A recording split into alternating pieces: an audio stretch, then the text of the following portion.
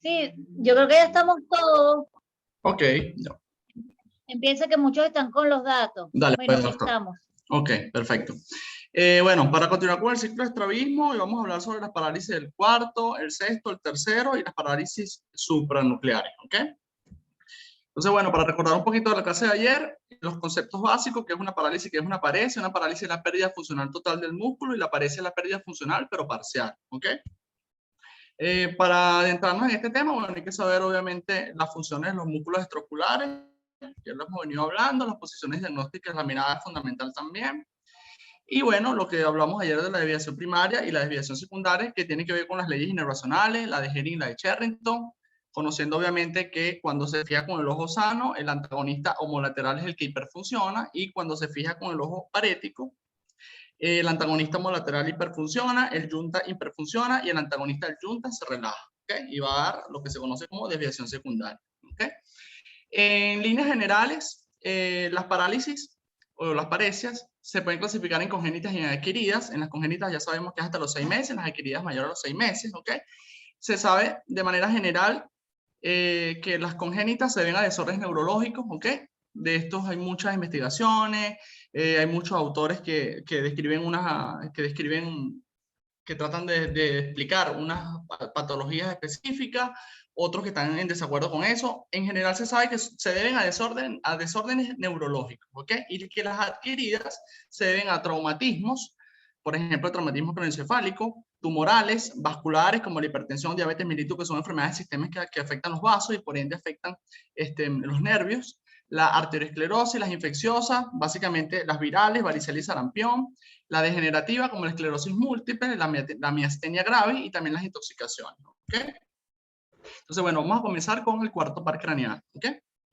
Bueno, otra de las generalidades también es que es más común, es mucho más frecuente las paresias que las parálisis en todas las patologías que en todos los tipos de par craneal que vamos a ver el día de hoy, ¿ok? Vamos a comenzar con el cuarto par craneal, que es el troclear, y para hacer un recuento anatómico rápido, el cuarto par craneal, su núcleo se encuentra en el mesencéfalo, ¿ok? Muy cerca del núcleo del tercer par, que es el oculomotor, ¿ok? Este es el único nervio de los tres que voy a hablar, cuyas fibras se van a decusar justamente en el mismo mesencéfalo, en el mismo tallo encefálico, y por lo tanto cada núcleo inerva un músculo oblicuo superior contralateral, ¿ok? Este nervio es un nervio, uno de los más largos, es el más delgado de todos los que voy a hablar, y por su ubicación anatómica, ser muy externo en el seno cavernoso igualmente, y por la estructura anatómica que tiene el nervio, es de muy fácil lesión, ¿ok? Este nervio, bueno, como todos sabemos, pasa a través de la hendidura esfenoidal, por fuera del anillo de Sim, se mantiene en el techo de la órbita, luego desciende al músculo oblicuo superior y en su tercio posterior, bueno, lo inerva, ¿ok? Ajá. Aquí no pasó la lámina. ¿Les pasó la lámina a ustedes? No. Aquí no pasa, se quedó pegada. No, no Ya. pasa. Ok, a ver. Ok, listo. Ok, en cuanto a la etiología, la parálisis o la paresia del cuarto par craneal es la más frecuente observada tanto en el adulto como en el niño, ¿ok? Es la más frecuente de las tres que voy a hablar. Las congénitas es la mayor proporción, con un 43%, ¿ok? Y dentro de las adquiridas están las traumáticas con un 27.4%, las isquémicas con un 15.5%, los TU cerebrales en un 8.3% y en menos proporción las infecciosas o las degenerativas, ¿ok? ¿Cuál es el músculo afectado cuando hay una paresia o una parálisis de este nervio? El músculo oblicuo superior, al cual él inerva, ¿ok? Entonces, ¿qué síntomas va a tener el paciente cuando llega a la consulta? El primer síntoma que el paciente va a referir es la diplopía vertical, ¿ok? Esta diplopía vertical se va a acentuar cuando el paciente va a mirar abajo, ¿ok? Cuando el paciente va a mirar abajo, cuando el paciente, muy frecuente que los pacientes se caigan al bajar las escaleras y cuando van a leer, obviamente van a tener una dificultad para poder ver por esta diplopía vertical en la infraversión. Aparte, está relacionado este síntoma con síntomas vasovagales como las náuseas, el mareo y hasta el síndrome vertiginoso, ¿ok?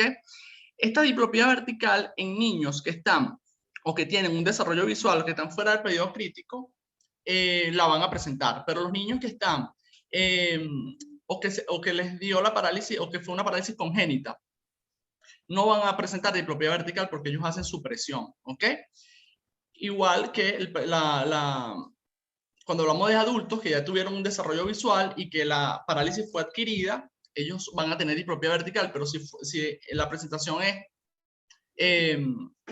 de un adulto que le dio de manera congénita y no sé, la acude cuando es adulto, obviamente este paciente hizo supresión en su momento y obviamente no va a tener diplopía, ¿ok? No sé si me entendieron esa parte. Ok. En cuanto a los signos, vamos a evidenciar una hipertropia en aducción, ¿ok? ¿Por qué vamos a evidenciar una hipertropia en aducción? Bueno, porque al estar paralizado o parético el cuarto par, el oblicuo superior no va a hacer su función, sino que va a hiperfuncionar su antagonista, que es el oblicuo inferior, y va a haber una hipertropia que se manifiesta en aducción, que es justamente la posición diagnóstica del oblicuo inferior, ¿ok? Que es el hiperfuncionante. El paciente va a tener una tortícolis distorsional al hombro opuesto. ¿Y por qué lo va a tener al hombro opuesto? Bueno, nada, porque él va a buscar de eliminar la diplopía y compensar el déficit que tenía para intorsionar, haciendo esa tortícolis hacia el hombro opuesto para extorsionar, ¿ok? Para eliminar o inhibir el deseo de intorsión, ¿ok? Y el paciente va a tener también un descenso, inicialmente un descenso del mentón, que luego se convierte en una elevación del mentón, y va a tener un signo característico que nosotros vamos a poner, o que nosotros vamos a hacer evidenciar, que es el pass pointing o la falsa localización, que no es nada más que agarrar la cabeza del paciente, que fija 5 metros, y inclinar la cabeza de un lado al otro, y al inclinar la cabeza a un lado vemos hipertropia del ojo en ese lado, es justamente, o dependiendo del lado donde vayamos a inclinar la cabeza, justamente en el lado donde hace hipertropia es el lado donde está la parálisis o la paresia del oblicuo superior, ¿ok? Este pass pointing o falsa localización es básicamente una percepción del cerebro cuando se manda una señal o un estímulo nervioso mucho mayor para que se haga el movimiento que está abolido, ¿ok? Entonces el cerebro entiende que por mandar más estímulo quiere decir que el objeto se encuentra más lateralizado, ¿ok? Entonces es una percepción que tiene la persona de creer que el objeto está más lateralizado, ¿ok? Cuando no lo es así. Entonces, bueno, llega el paciente. Fíjense que este paciente tiene ya de entrada tiene una desviación, una tortícolis hacia el lado izquierdo, ¿ok? Quiere decir que lo más probable es que este paciente tenga una paresia o una parálisis del oblicuo superior derecho, ¿verdad? Entonces, en PPM vamos a observar una hipertropia. Fíjense que el ojo derecho va a estar en hipertropia, ¿ok? Ok, cuando el paciente le indicamos hacer la infralevoversión, que es justamente la posición diagnóstica del oblicuo superior derecho, ¿ok? Podemos observar, bueno, que hay limitación para la infralevoversión. Acá se puede observar, ¿ok? Y hay una hiperfunción del oblicuo inferior, obviamente. Si el oblicuo superior no está haciendo el efecto adecuado, va a hiperfuncionar el oblicuo inferior, ¿ok? Entonces, vamos a ver hiperfunción del oblicuo inferior y se va a ver en la posición diagnóstica de adentro y hacia arriba, ¿ok? Ok, el diagnóstico básicamente es clínico. Lo primero es la tortícolis torsional hacia el lado opuesto, ¿ok? Y la segunda es ver el signo de Bielchowski. Y el signo de Bielchowski, ya se lo voy a explicar, es básicamente el que les acabo de comentar. Cuando nosotros tratamos de lateralizar o inclinar al paciente de un lado al otro, vemos que hacia el lado derecho, que es donde está la lesión, el ojo va a hacer una hipertropia, ¿ok? Y ese es un signo de Bielchowski positivo. Si lo hacemos al lado contrario, podemos observar que no va a haber hipertropia, ¿ok? Ahora, si tenemos una parálisis bilateral, va a haber hipertropia en los dos ojitos, ¿ok? Bueno, ya el diagnóstico clínico, podemos comprobar el diagnóstico con el filtro rojo, ¿ok? Entonces, ¿qué es lo que va a percibir el paciente? Que en la posición diagnóstica, obviamente el filtro rojo casi siempre lo ponemos en el ojo derecho, va a estar en el foróptero en el ojo derecho, entonces el paciente cuando mira en la posición diagnóstica del oblicuo superior va a haber una separación, ¿ok? De las dos luces. ¿Okay? Okay. Y en la parálisis o apariencia, que es bilateral, generalmente el paciente va a tener un patrón en B, y esto es causado básicamente, bueno, porque ya va. Ok, y esto se causa básicamente, bueno, están paréticos o paralizados los dos oblicuos superiores y van a hiperfuncionar los dos oblicuos inferiores, ¿ok? Okay. En cuanto al tratamiento, lo primero es derivar para las otras especialidades para hallar la causa real de la parálisis del cuarto par, si es que la hay. En cuanto al tratamiento médico, lo primero es, bueno, para ayudar al paciente con la diplopía es ocluir al paciente, ¿ok? Pero si es agudo o uni o bilateral, la apariencia o la parálisis, se utiliza la toxina botulínica. Se utiliza en el ojo en el músculo hiperfuncionante, que es el ojo izquierdo, y en el recto inferior contralateral, que es, recordemos que el recto inferior contralateral es el junta, ¿ok?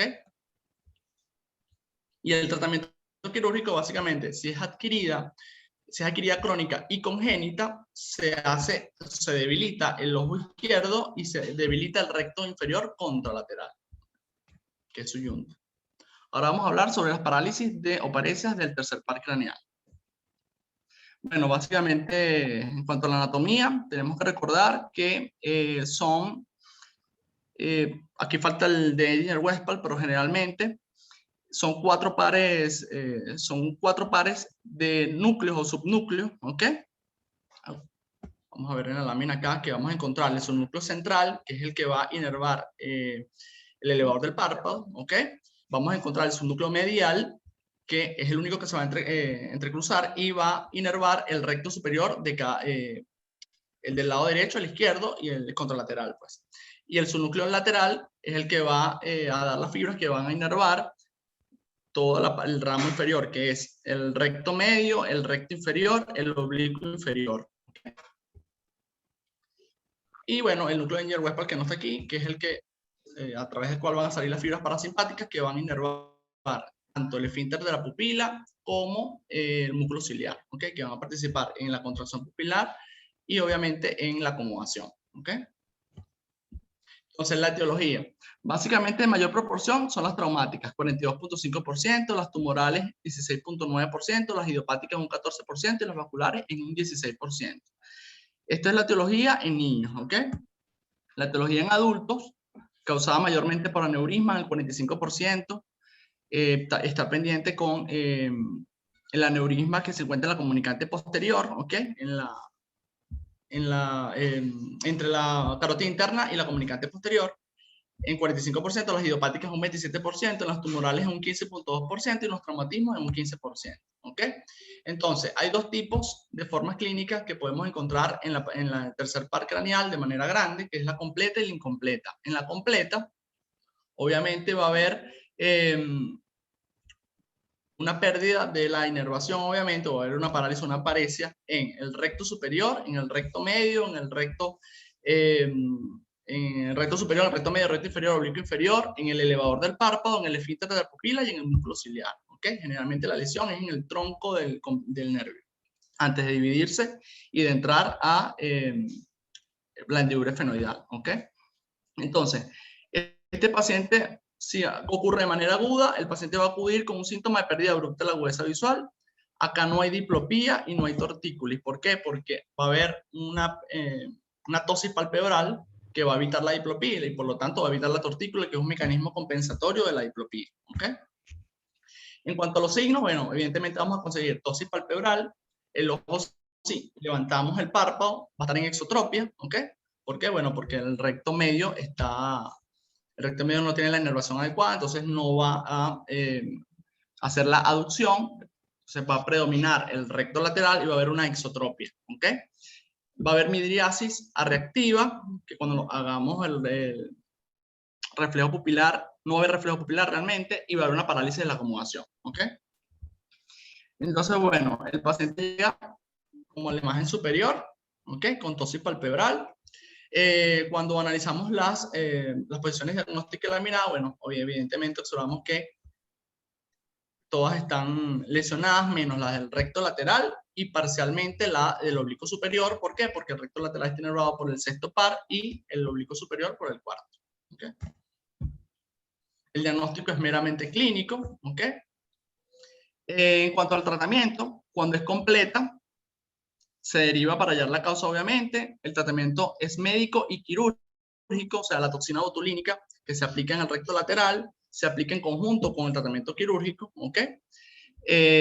Cuando es congénita se busca nada más que el paciente tenga ortotropia, ¿ok? Realmente, porque si es congénita el paciente hizo supresión y por lo tanto hizo ambliopía, ¿ok?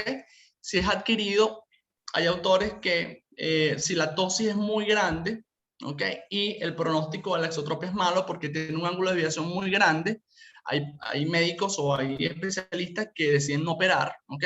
Dejar al paciente con la tosis, ¿ok? Y generalmente cuando la tosis no es tan severa y la exotropia tiene buen pronóstico o es una paresia, se hace un debilitamiento más un refuerzo, ¿okay? Un debilitamiento del agonista y el refuerzo del antagonista, ¿ok? Perdón, el debilitamiento del antagonista, el refuerzo del agonista. Se utiliza la cirugía inervacional, ¿okay? Que se basa en la ley de Hering, que básicamente es operar los dos ojos para ver un reequilibrio de los movimientos oculares. Y otro tipo de cirugía que se utiliza es la suplencia del oblicuo superior, que es desinsertar el oblicuo superior e insertarlo a 2 a 3 milímetros de la inserción medial del recto superior. ¿Ok? Ahora, el tipo incompleta, como casi todas las parálisis que estamos viendo ahorita, o todos los pares craneales que estamos viendo ahorita, las parecias tienen mejor pronóstico y van a ser mucho más frecuentes que las parálisis. ¿Ok? Entonces, las parecias son mucho más frecuentes que las parálisis aisladas, ¿ok? O sea, las parálisis aisladas son mucho más frecuentes que las parálisis aisladas. Hay una parálisis de la rama superior y también hay una parálisis de la rama inferior, ¿ok? Entonces, vamos a hablar sobre las parálisis aisladas. En cuanto a los síntomas y signos, el paciente va a tener diplopía vertical horizontal dependiendo del músculo afectado, va a tener tortícolis vertical horizontal o torsonal dependiendo del músculo afectado, y el diagnóstico va a ser clínico meramente y también se puede utilizar el filtro rojo. ¿Okay? Entonces, vamos a comenzar con el